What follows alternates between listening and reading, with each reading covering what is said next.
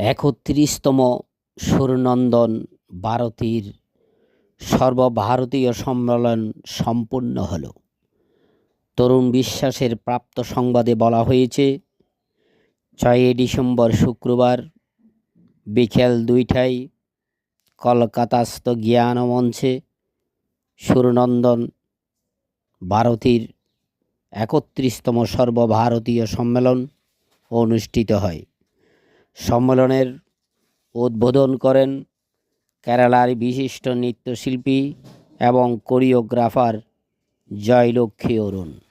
আসামের ডিমলি কাশ্যপ বেহালায় সাতরা নামঘর প্রার্থনা পরিবেশন করেন। জয়লক্ষ্মী অরুণ শিল্পী হিসেবে তার দক্ষতা প্রদর্শন করেন। পণ্ডিত কল্যাণ ডেকার ছাত্রছাত্রীবৃন্দ পরিবেশন করেন বেহালার সাথে